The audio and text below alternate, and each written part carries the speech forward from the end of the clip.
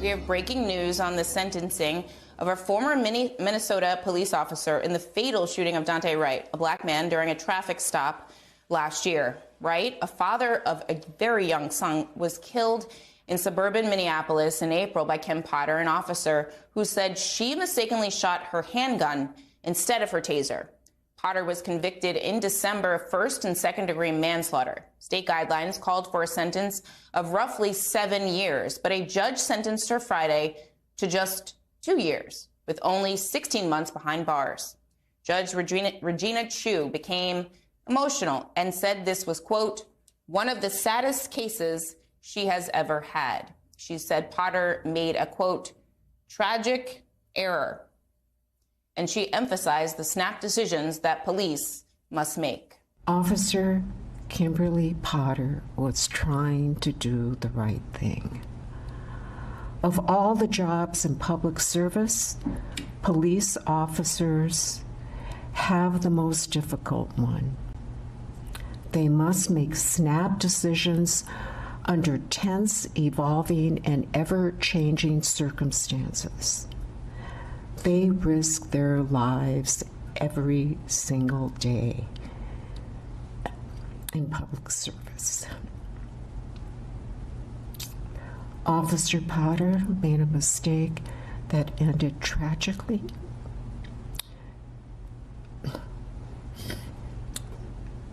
She never intended to hurt anyone. Her conduct cries out for a sentence significantly below the guidelines. The parents of Daunte Wright also became emotional after the sentencing, which they said was unfairly lenient. Kim Potter murdered my son, and he died April 11th. Today, the justice system murdered him all over again. To sit there and watch, pouring my heart out in my victim impact statement that took so long to write, and I reread it over and over again, to not get a response out of the judge at all. But then when it came down to sentencing Kim Potter, she broke out in tears. Joining us is Maya Wiley. She is a former chair of New York City's Civilian Complaint Review Board and an NBC News legal analyst. Maya, what do you make of this sentencing? Well, first and foremost, let's start with the fact that, yes, this is a tragedy. This was horrible. It's also why prosecutors charged Kim Potter with second-degree manslaughter. In other words, they made a choice about not only whether to indict her and charge her, but also what they would indict and charge her for that took into account the facts and circumstances around her killing of Daunte. And here's the thing. Part of why it was manslaughter was because of all the mistakes that she made that led up to his being shot in the first place. From pulling him over on having an air freshener hanging in his on his rearview window and having a registration that he had not, license plates he hadn't updated, which everyone said was common during the pandemic, normally wouldn't get someone necessarily pulled over, to all of the ways in which he had a trainee and handled that trainee. So even before you get to the fact that she pulled the gun and not the taser, all of these became factors in why she was charged the way she was. There's another fact that can't be missed here. The prosecutors themselves reduced the sentence they asked for. So originally they were going to ask for departure up above that 7 years that you referenced, Erlina. The guidelines call for 6 to 8.5 years.